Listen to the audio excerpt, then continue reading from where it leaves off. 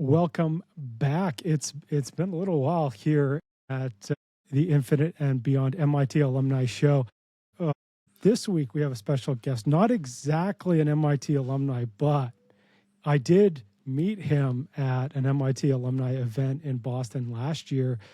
PJ Gjeltema is here with us. He's an AI forward engineer at Polymarket. PJ, can you tell us a little bit about yourself and what's your connection to MIT? Yeah, absolutely. Yeah, and thanks for having me, Rob. This is going to be super fun.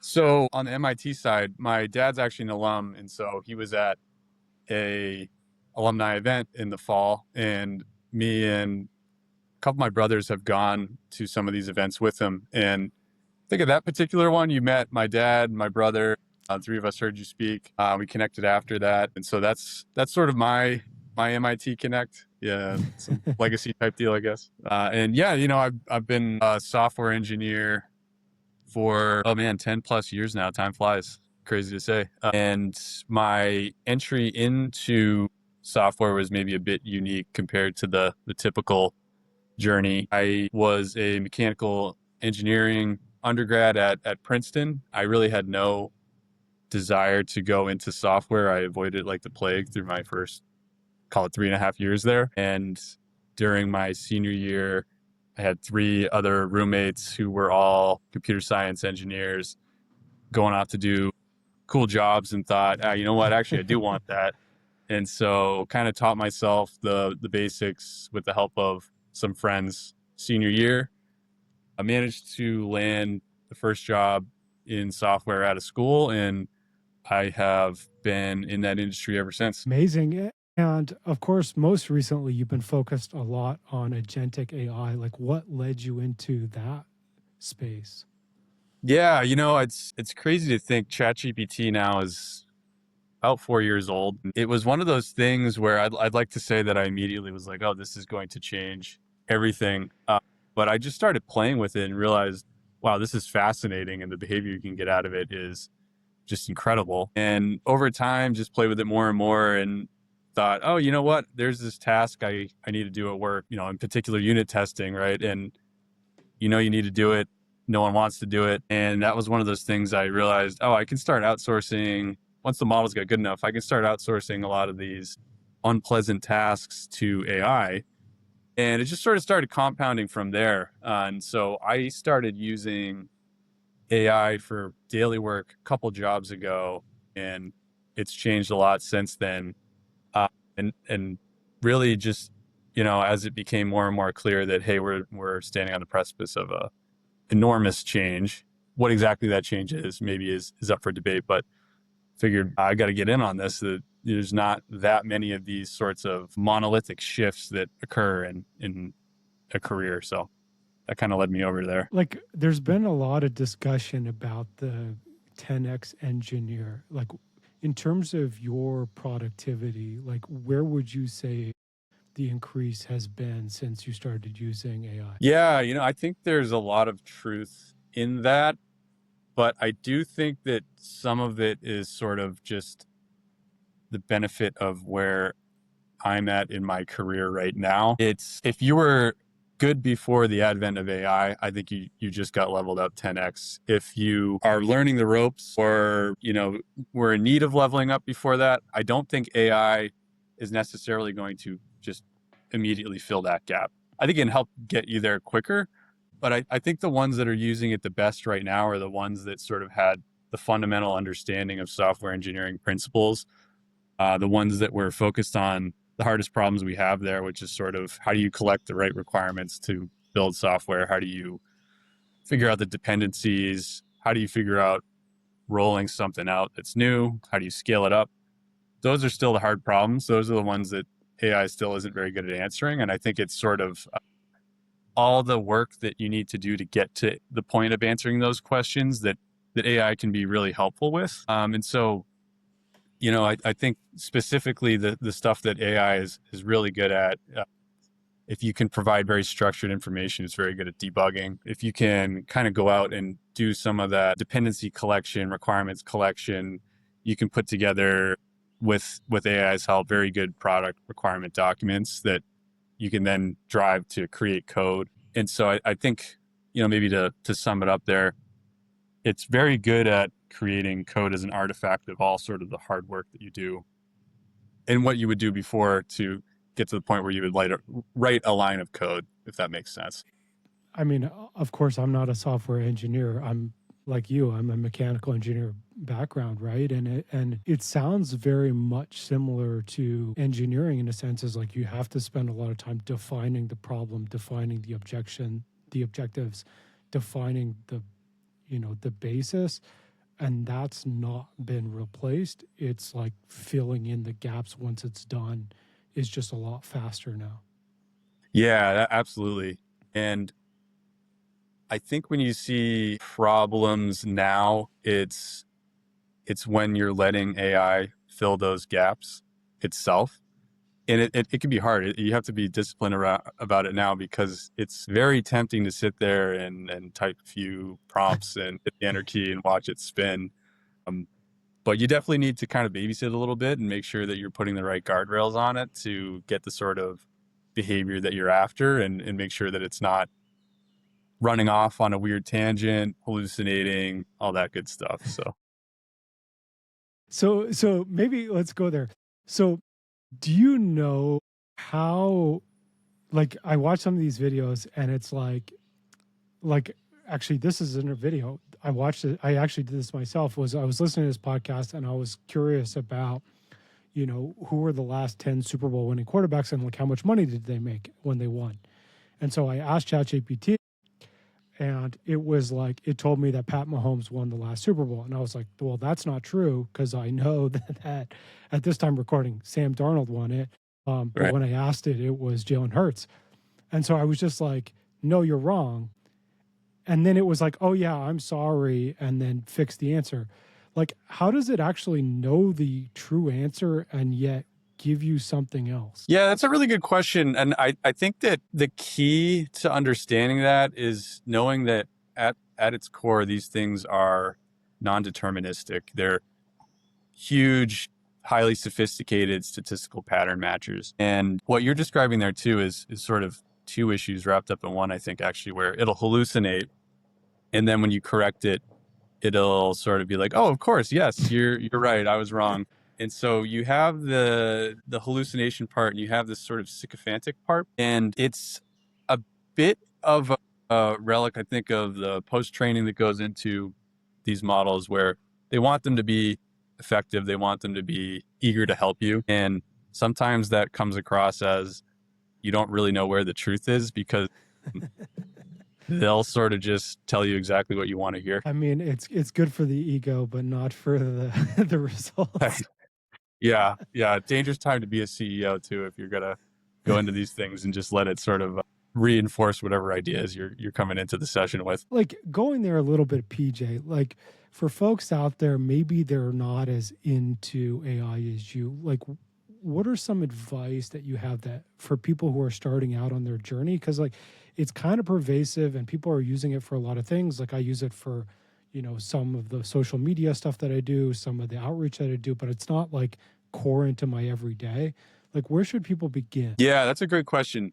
I think the first, if you're not using it right now, I think the number one priority you should have is put aside any sort of dislike you might have for it or mistrust you might have for it, and just start using it. You're just going to get left behind, I think, at this point if you don't, because it's pretty clear that this stuff is very powerful and it's here to stay. I think that's sort of the number one, and at the risk of sounding obvious, but definitely just start using it and start playing around with it, if only just to see what sort of interesting behavior you can get out of it. I think the next thing after that is you really have to have a mind towards relentless experimentation. This field is evolving so quick. The models are changing constantly. The tooling around it is improved so much, even in the last 6 months. You've really got to play around and think from first principles about, hey, what's something interesting that I can do based on what I already know, or past experience, past experiments even too. And just sort of pay attention to what people are posting about how they're using it, interesting behavior they're getting out of it. There's a lot of great stuff on Reddit, on on Twitter X, and people are using it for all sorts of crazy things. I'm not even aware of all, like I have a very narrow view just as a software engineer. And I think that's important to know, is that there's people that are using this in life sciences, et cetera, and getting, great results. So I think just sort of being open and embracing it first, and then letting that cascade into, all right, I'm going to play around and try this today. And I think that, even in I think the last 6 months have seen some of the biggest benefits to AI, not because it just magically is going to, be super intelligent and answer all the questions that it couldn't answer before. I think it's more capable of running now without toppling over. And that finding sort of came out at the beginning of the year, somewhere, call it between November and January. And I think a lot of that was from people going home over the holidays and having a few minutes to play around with stuff and realizing, oh wow, like I couldn't do this 3 months ago, but suddenly it's doing the stuff that I always hoped it would do. And then just start token maxing, right?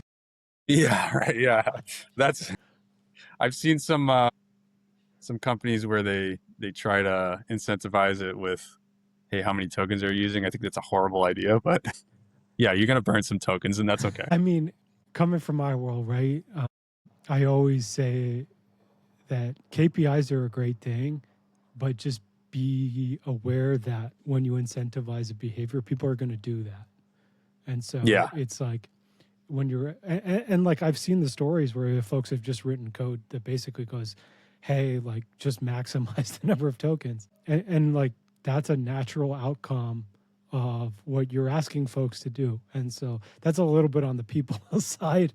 Yeah. And actually, why don't we pivot there a little bit? Like something that we've worked on together has been this focus on like the people side of leadership. Do you want to tell us a little bit about like what's that transition look like for you, and what are some of the aha moments along that journey? Yeah, that's a great question. I think part of it is just sort of being willing to say something enough times that maybe you start getting tired of saying it, but that's going to be the moment when it's going to be heard. And not getting discouraged when the first few times you mention it, if there's sort of no reaction or no one's really picking up on it. I think the other one too is trying to distill ideas down as much as possible so that you're able to present it in a bite-sized chunk to other people who may not have the context for it, or maybe we're coming at it from a different discipline. And if you're able to really get that communication down, that presentation style down, that honestly is sometimes more valuable than the message as far as success outcomes, right? So yeah, I think those have been two of the big learnings. The third one too, and this is just maybe an aha moment for me in my career. I'm someone who I think just personality wise and maybe some of my upbringing, I tend to seek out permission first. And I have a little bit of a mentality at times to sort of hang back and wait out to see how things are going to play out. And I think those behaviors have their place in time. And it's sometimes it's good to exercise caution.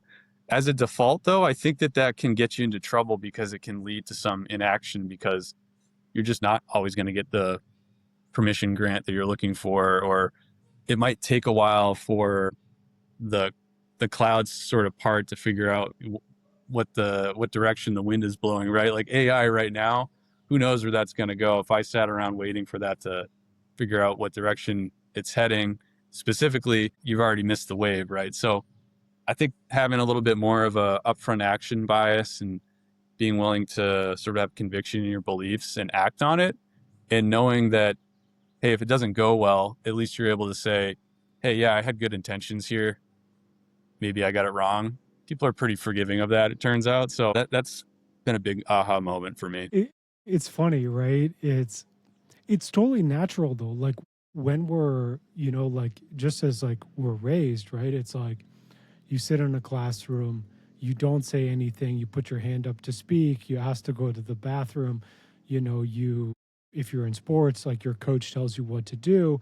It's like you're kind of raised in an environment where that's the case. Like you're learning, and I went through this too, right? It's like I was in a job and then I was like, well, what am I supposed to do? Well, I'm just supposed to try to get promoted or try to get to another similar job. And then And then eventually you learn like, oh yeah, I'm an adult and I can just choose what I want to do. And so that's the big unlock, right? And it like it's totally normal. Like folks, if you're out there and you're like, I feel the same way, everyone goes through this, right? And it's like it starts small. It's like make one small decision that's in line with what you want, and then just look at what happens after you do that, and just keep reinforcing that little loop, and then you'll start to build on it. Yeah, to your earlier point too, like we both went to high-powered schools, and it's sort of one of those things where that behavior before was reinforced, and it did work, and it sort of helped get us to where we were, and then it works until it doesn't, and then you need to figure out what the new rules are. Yeah, and I mean,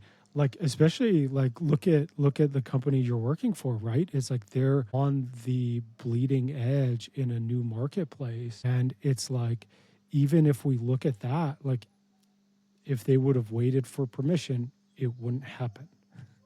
Yeah. Right. And so if we want to be disruptive innovators and entrepreneurs, like we have to go and make an impact and make choices and go for the edge. And yeah, if we're wrong, that's part of keeping an open mind and pivoting and learning as you build, because you always learn stuff.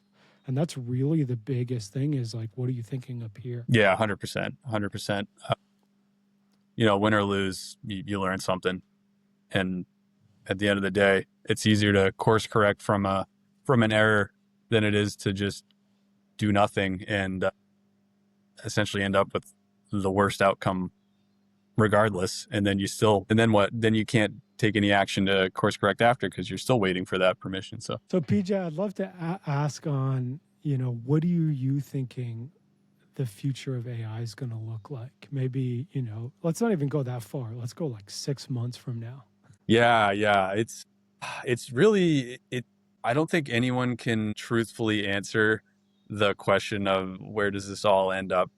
I think right now what I'm fairly interested in though is there's some interesting dynamics at play. You have some big IPOs coming up with OpenAI and Anthropic. We had the sneak peek, if you will, of Claude Fable, the first Mythos class model out last week before it got yanked. And you have a bunch of Chinese models. And so I think there's some interesting comparisons to be made with the Chinese model for AI right now versus the US model. I think it's kind of funny because in a lot of ways, the Chinese model is a bit more democratic. Their approach right now is to put out a lot of open source, open weight models. You can pull these down from sites like Hugging Face. You can play around with them.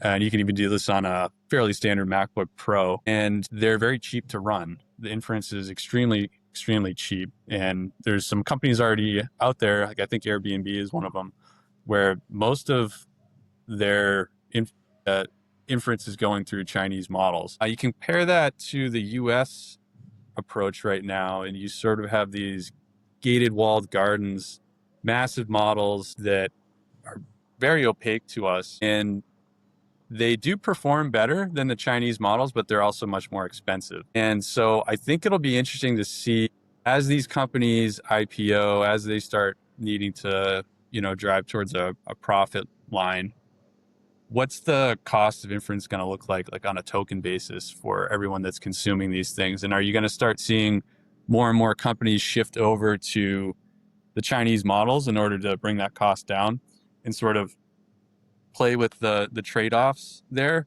Are we going to see, I don't know, are we going to see the US ban usage of Chinese models generally? I think it'll be interesting to see these things play out. And then of course, the other thing is we did get a little bit of the sneak peek of the first Mythos class model.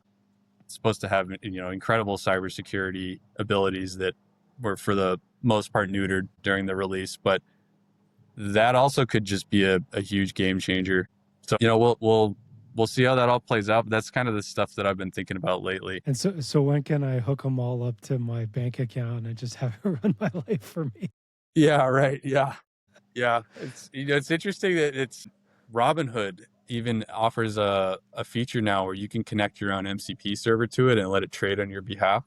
So there's just all sorts of things that are happening now that were just a year ago, totally unthinkable. Not sure I would go that far. I mean, PJ, you and I are both the age. I think it would have been, it was definitely when we were in college, somewhere in like the 2007 to 2009 range. There was a day where the American, I believe it was American Airlines stock just dropped like 50% and it rebounded basically immediately. And it was just because like an old article about how they were not doing well, like resurfaced, and then like the firms had Oh, some version of automated trading happening at that time. And so they all like sold. oh, And then yeah. everyone saw it and was like, this is wrong, and just bought back up. I know that was a long time ago, but I'm still, you still remember these things where it's like, I don't know if I want to let it trade for me on. Yeah. Yeah.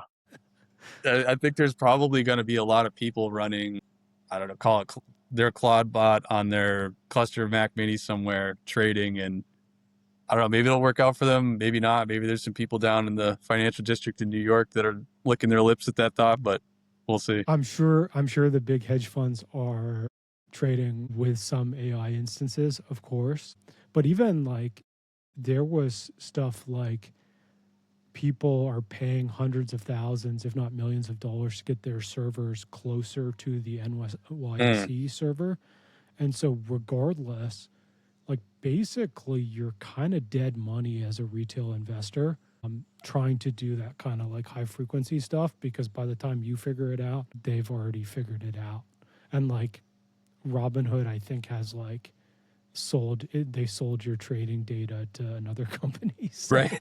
it's like there's a lot of stuff there. Anyways, moving on. PJ, this show is a lot about bringing the community together and supporting each other. And so, what's your biggest goal at the moment, and how can our community support you? Yeah, I think about these maybe not as long term as I should, but I kind of break it up into what are some things I need to be kind of constantly working on in the background because maybe I'm just not personality wise going to be on top of it. There's all sorts of areas where you're rewarded in the corporate environment for behaviors that you might not actually like inherently possess. And so, I think on that side, there's sort of projects that I'm trying to do in order to get my ideas across. I work in an environment where that sort of thing is very heavily rewarded, which is great. And so I'm just trying to take advantage of that. And I think there's also the other stuff where I just sort of think the 3 to 6 months out. And right now, for me, that's just sort of trying to stay on top of what's going on in AI and making sure that I have the best understanding of what the stack is looking like right now, what the tooling is looking like right now, and making sure that our team is leveraging that as best as possible. Because you can go into a whole nother topic here, but I do think that AI is at a point now where if you're coming at it from a totally native perspective, like just building ground up in the age where AI exists, you probably don't need as many people as you needed before. And so you want to make sure that those pieces that maybe you would have hired before that you don't necessarily need are pretty solid. And so, yeah, my goal right now is just trying to make sure that what I'm putting out on that front is as cutting edge as possible, still scalable, still able to evolve and having exceptional performance. Amazing. And of course, I got to ask you this question. With all the chaos that's happening in the world, how can people capitalize on Yeah, that's a good question. I guess listen to this podcast more, right? it? Yeah, I think build. It's never been easier to build. There's so much opportunity right now from all the various problems that we have. It's very early innings in the AI game, like people draw a lot of parallels to this in the advent of the internet. If that's true, we're looking at late 90s right now. So all the coolest stuff hasn't been built yet. All the most interesting companies haven't been built yet, probably. And so I think right now, if you can just pick a problem, we have so many, pick a problem and figure out how you can get maybe where you thought it would take you in 10 years and 10 months with being able to outsource all the busy work that you would normally have to do to AI. And yeah, I think I think just problem solving and building. Amazing, folks. Get out there and build. It's cheaper and faster than ever, especially on the software side. And PJ's right. It's approaching this with the engineering mindset is really going to help you, because nothing has changed first principles, right? It's just the development and the speed, that stuff has changed. And so keep putting that hat on, keep engineering, and keep getting out there. For folks out there, I've dropped PJ's LinkedIn in the podcast notes. You can connect with them there. Is there anywhere else you want folks to find you? No, it's a good spot. I don't have a pretty heavy social media presence. I'm on GitHub, but that account doesn't get used too much because I'm on the corporate ones typically. So amazing. Awesome. PJ, thanks for joining us. Everyone out there, thank you so much for listening, and we'll see you next time. All right. Thanks a lot. It's been fun.